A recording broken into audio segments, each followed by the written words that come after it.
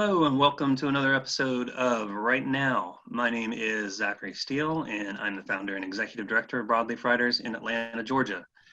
Despite the ongoing stay-at-home life we're all living, we're trying to keep some programming going for you to offer some distraction as well as some useful insight on the craft of writing and the publishing industry.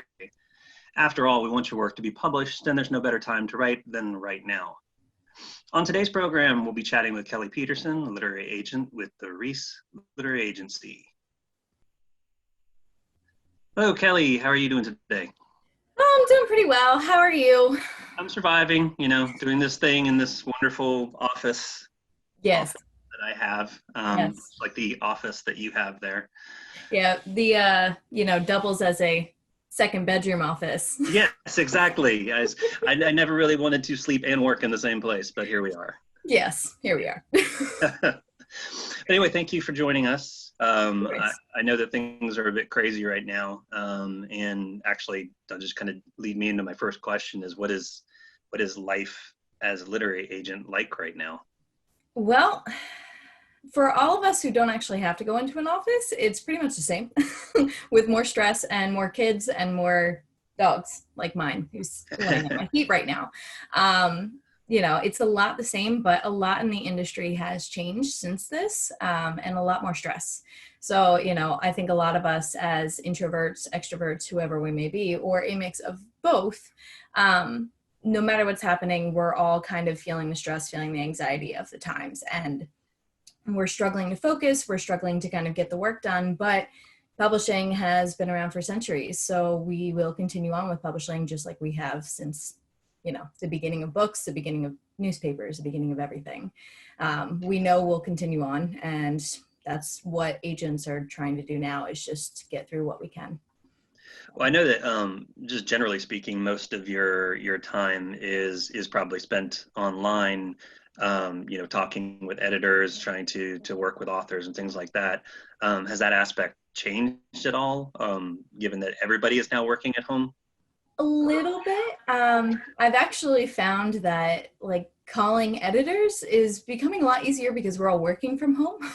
I think editors, a lot of them who work in, I guess, an office are very used to being in an office space, have people around them. They have to reserve little, nooks and things like that in order to actually be able to talk to someone without being overheard or have noise in the background. And we're emailing people and sending things out and being like, hey, do you want to have a chat? Let's talk about our interests. And they're like, yes. You want to call me now?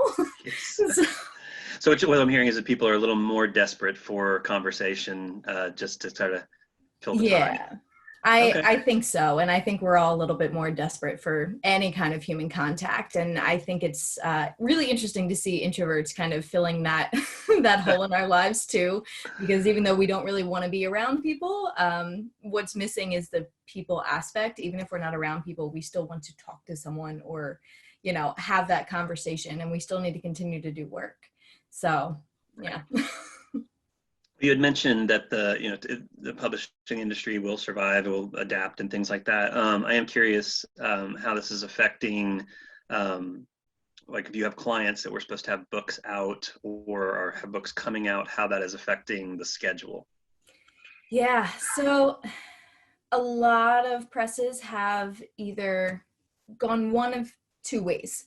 So they've either gone the way of, we are pushing so far back to avoid anything to do with coronavirus and all of the lockdowns that we've had, where they are going to push it all the way into October if your book was supposed to come out in May, because they want to avoid any kind of lockdown, I guess, discrepancies or lack of sales due to that. And the other side of it is everyone is actually moving things up to July, June, July, with the thought that there's going to be a huge rush of people buying books, like physical books and any kind of books, by the time June, July hits, when they're starting to release the lockdowns, because of the fact that we're just so tired of being here. Right. We're so tired and bored, and we need something to do. So they're actually anticipating things speeding up over summer as things are lifting. So a lot of presses have adapted in that way, and they've moved some dates. Katie Golding, who is my first client I ever sold, her book is supposed to come out in July, and we haven't heard anything yet. So thankfully, she is still on time to kind of release her first series, which is really awesome. You should check it out. But otherwise, yeah, I mean, it's interesting. We're all kind of just holding on at this point to see what happens. And the big five really haven't had too much changes yet, except for Macmillan, who, you know, let go of a bunch of editors, as many of us know. And a lot of publishing houses are either pushing back a couple of payments and things like that to make sure that they can get through lockdown and that they can get through the drop in book sales, or, you know, they're just trying to survive and letting people go or furloughing their editors, which we've seen a lot of presses do too. So it's scary times, but we're doing our best to make it through. Yeah, understandable. Well, one of the things I like to do with these is give our writing community, our members of our organization, an opportunity to ask questions. And obviously, since we're not sitting in a location as we might normally be doing, where they can ask questions themselves, I am now the proxy for them. So we're going to go through a couple questions we have. And the first one that I have for you is, okay, so you're at a conference, and we're going to speak specifically of that. And you're doing your one-on-one pitch sessions with an attendee where they sit down and they discuss their manuscript with you and try to sell you on looking at more of it.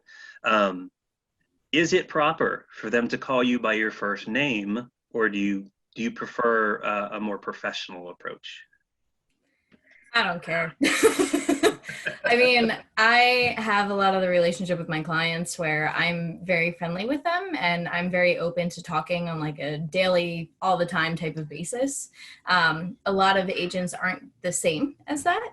So I think it honestly just depends on the agent. There's probably some agents who have been in this industry for so long that they prefer, you know, Miss Peterson.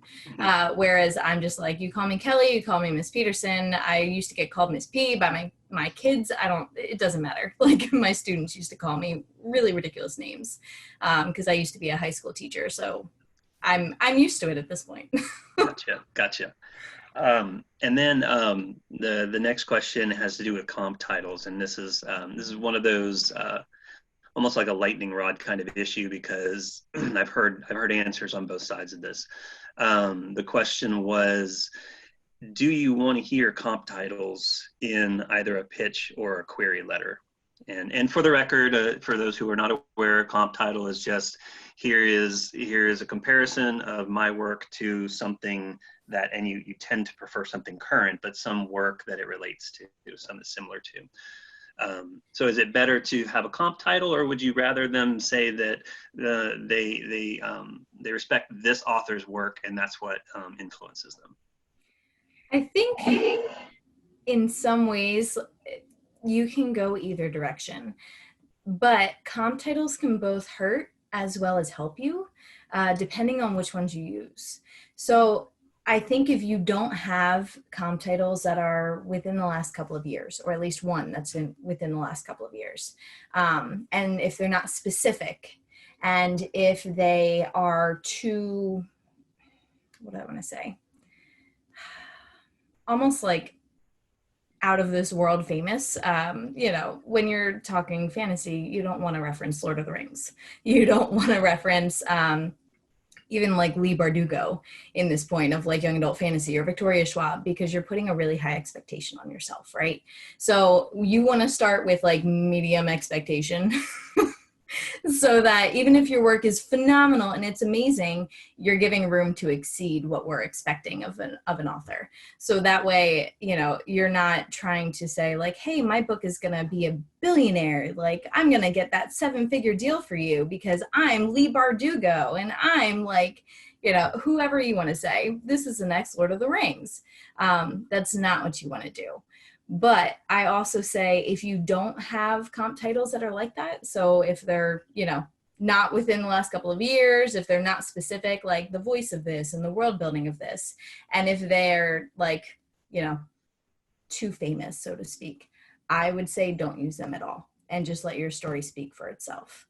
So, but if you have them and they're good and they seem to be working, it really does help for an agent to kind of piece together what your story is going to be look like or like seem like off the bat. And it really kind of helps us to get a feel for who you are as an author, as a voice, like what you like and things like that too. So it can both hurt and help you, but I think you just need to choose wisely and choose what's best for you as a person. And if it feels wrong, it's probably not right.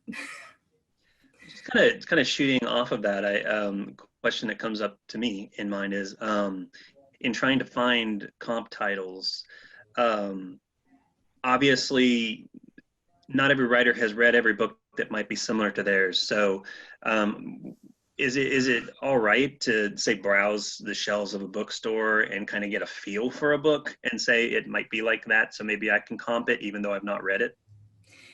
Yeah, I mean, I think that's okay, but I would suggest that once you find it, you read it. So, you know what I mean? I'm like, I know a lot of us don't have all that much time, but definitely like browse some of your favorite presses. You know, if you know that you love Lee Bardugo, well, then take a look at some of the work that's come out of that particular imprint that has published her. You know what I mean? See if you can find something similar. You can Google it, you can do whatever you need. And even if you find a similar storyline or anything of the sort that you think could be a comp, read it before you actually comp it, because a lot of times it doesn't necessarily turn out the way you think, or it could put a negative connotation to your book if you use it incorrectly. Gotcha. So Yeah. All right. Well, let's move on to query letters, and I know this is a topic that we could probably spend all day going over. So we're gonna kind of try to touch on a couple highlights here. One of the questions that I was given for you is, what is one of the most common mistakes you see in query letters? for me, I mean, besides the more common ones that are like not having a genre or an age range, or, you know, saying it's a 437,000 word novel, the biggest thing for me is not having voice. That's always the big kind of like letdown for me. I mean, I don't care if you spell my name wrong, mistakes happen, things happen. I've even been called like Miss Phelan and Miss Bistrito and other agents' names and things like that because they don't change it. I'm like, it is what it is. It's fine. You sent it to me. I know you meant it to get to me. But without voice, your query doesn't really grab, you know, the way you want it to. And I think having voice within your query is a real like show of having mastery over your craft. And if you can give voice within your query, within your synopsis, then that means that I know what you're doing. And voice doesn't necessarily mean writing from your character's perspective. It just means having that same feeling and having that kind of action and go-getter personality and things like that that your character would have.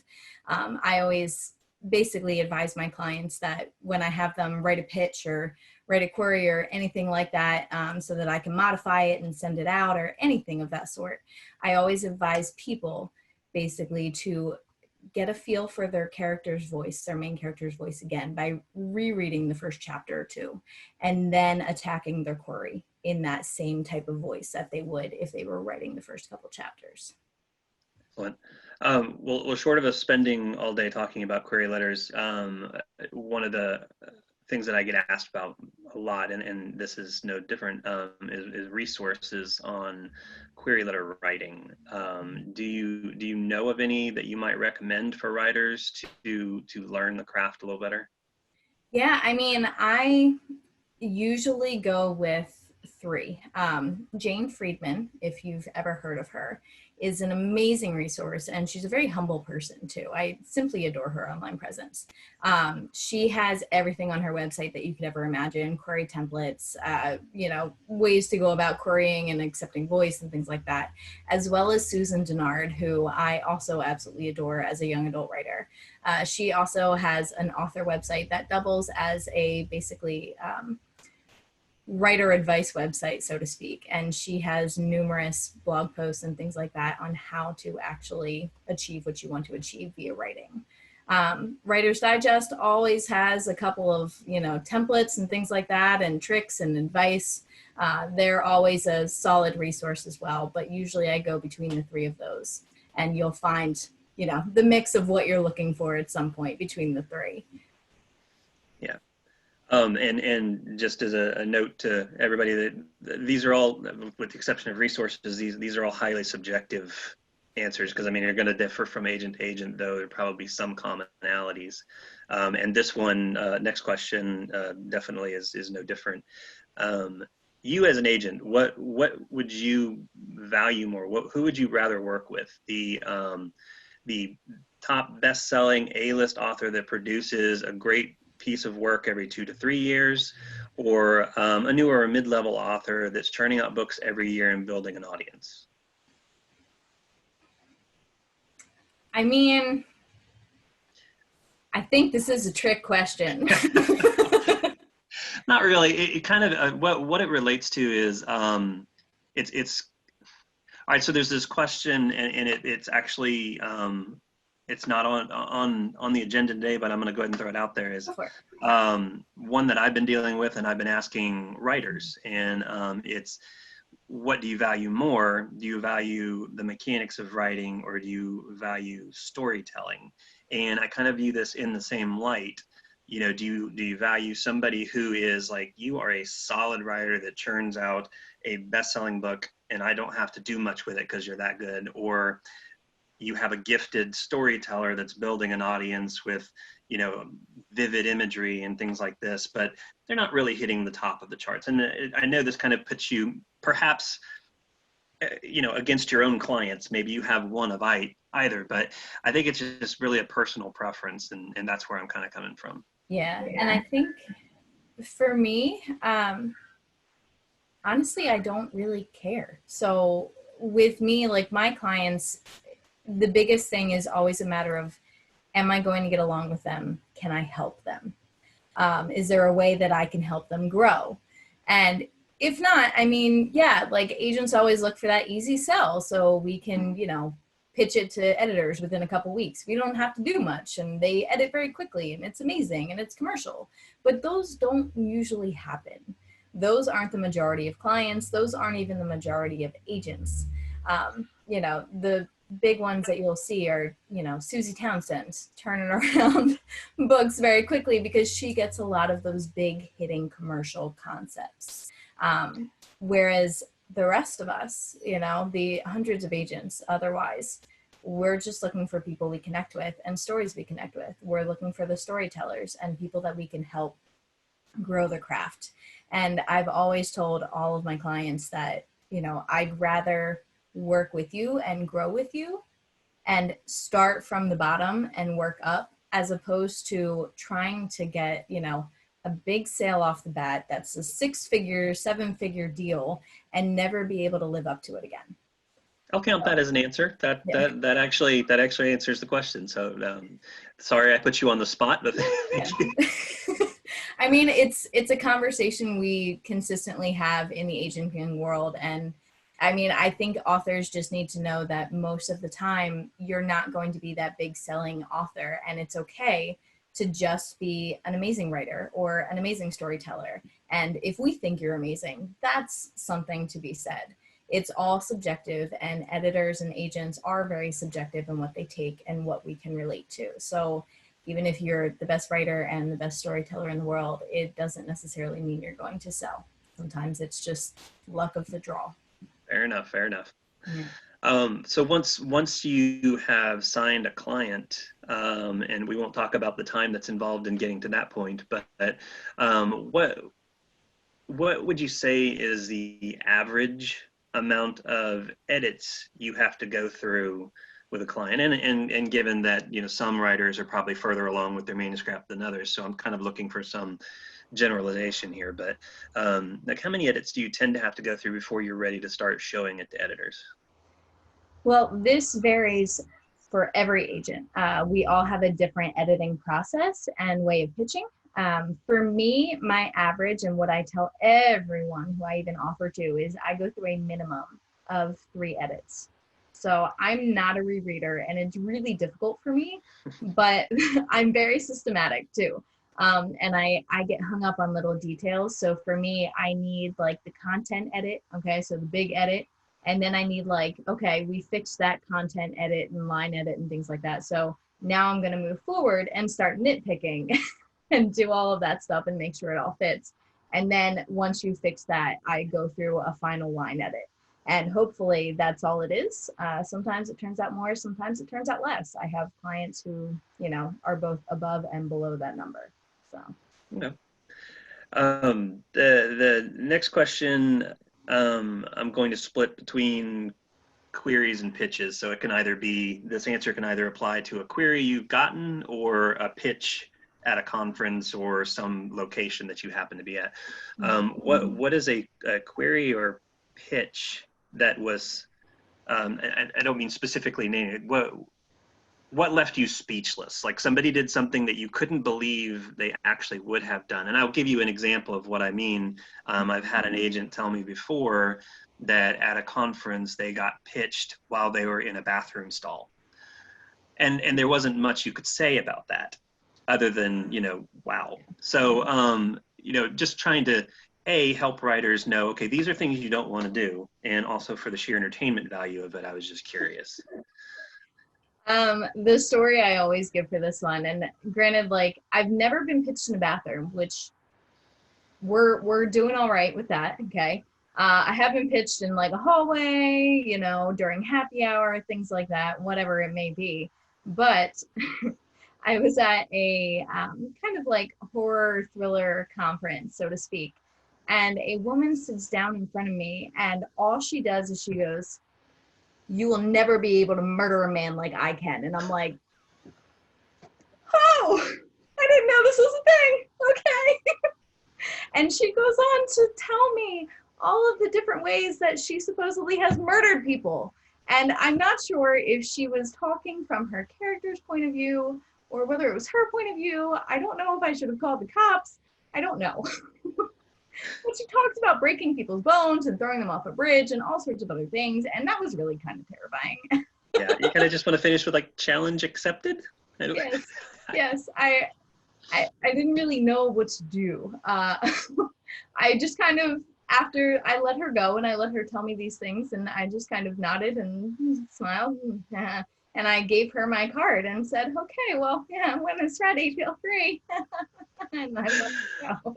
Oh my goodness, that's funny. Yeah, that was probably the most. That is a speechless moment. I have nothing to say to that. Yeah.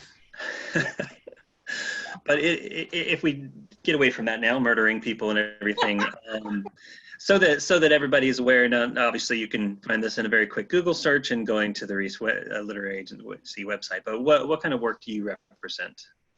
I represent everything from middle grade, young adult, all the way through adult. And I mostly look for either contemporary romance within, middle grade first crush, young adult or adult. And I look for sci-fi and fantasy as well. I'm very heavy on the fantasy side. And right now, my big preference is actually in middle grade. I'm really looking for middle grade, and I'm really looking for a couple more adult authors, both in fantasy and contemporary romance. I also represent, I love steampunk, don't tell anyone. I also represent, historical. Keep it a secret, we won't tell anybody. I also love historicals and things like that, too. So I'm consistently looking and kind of run the gamut of every genre you can imagine. So. Cool. And the submission guidelines are on the Rees website? Yes. Okay, yeah. Excellent. All right, so here comes the point where I've decided to torture you. Oh gosh. Okay. And we're gonna do a quick lightning round of questions before we wrap this up. And I don't want you to feel pressure to come up with the right answer. We're looking for whatever is the first one that comes to your mind. And for reference to anyone who may see this, I've already warned Zach that I'm really bad at this. So I apologize in advance. This might be really humorous and very embarrassing. Well, given my reluctance to be on the end that you're on, I'm not going to do this okay, you have 30 seconds to answer all these questions. We're just going to go and we're going to try to work through them as quickly as we can. Okay. Sounds good. You have not prepped for these. That for me is as lightning as it's going to get. Okay. All right. So let's just start with your favorite book as a child. Bloody Jack by L.A. Mayer. Your favorite character ever. Jackie in Bloody Jack by L.A. Mayer. Sensing a theme here. All right, so Edward, Jacob, or a sack of potatoes? Oh, we're talking Twilight. We are Oh, talking oh Twilight. God. We're going in the Wayback Machine. Oh, I mean, Jacob and the sack of potatoes so that I can throw them at him. Oh, I was actually just thinking French fries, but yeah, that would work too. That would work too. Either one works. All right, so you're at Hogwarts. A sorting hat's about to be placed on your head. What do you hope it says? Ravenclaw. And my clients oppose that, by the way. They think I'm a Gryffindor, and I get so angry. I'm a Ravenclaw. Yeah, you heard that. Yeah. People are very passionate about this. I love it. In that same universe, if you could do one spell, what would it be? It wouldn't be a spell, but I would have the invisibility cloak. Got it. Yep. I like to know what's going on. What food can you most not do without? Oh, mac and cheese. Oh, Because I eat like I'm a 5-year-old. All right. Roller coaster or the carousel? Roller coaster. Excellent. That's definitely. And the first thing you're going to do when life gets back to whatever normal is? Go get ice cream. I'm lactose intolerant, but I really want ice cream. I got it. Okay, so this is how bad it's been. You're willing to actually suffer for ice cream. I love it. I really am. And, you know, I've been making nachos and things like that, but it just, I really want ice cream. And we have a little mom and pop shop in town that I'm dying for right now. Okay, all right. Well, that's literally all I have for that. So you're kind of, you skated through that fine. Okay. I thought I was going to get like every question wrong. No, I mean, I could have probably done like 20 questions, but I mean, I don't even know if I have that much ambition. So we're gonna go with what we got. I gotcha. All right, that's all I've got for you. I appreciate your time and always enjoy talking with you. Always. You were at the conference last year. We'll get you to a conference in the future. Yes, and maybe this time I'll actually have the courage to say hi to Angie Thomas. That might be. Well, she's such a pleasant person. I don't know why you got so you fangirled too much. I did, and I just walked by like this pretty much every time because I didn't know what to do. So. All right, so even agents can fan out so much that they can't talk to people. Yeah, it was bad. All right, well, thank you. And I hope you keep well over the rest of your stay-at-home life whenever things get relaxed. I hope things go well, and I look forward to talking to you again. You as well. I look forward to talking to you, and stay safe out there to anyone who's watching. Okay. All right, well, be good, be safe, and we'll talk later. For more information on the 5th Annual Broadleaf Writers Conference, please visit broadleafwriters.com and go to the Writers Conference tag. There you can see all the speakers that we're going to have this year, some of the programming that we're going to do. Our schedule is going to be available by June 1st. Registration will open June 1st. And we are moving forward with our plans to meet at the Cobb Galleria on October 17th and 18th this coming year. And we hope to see you there.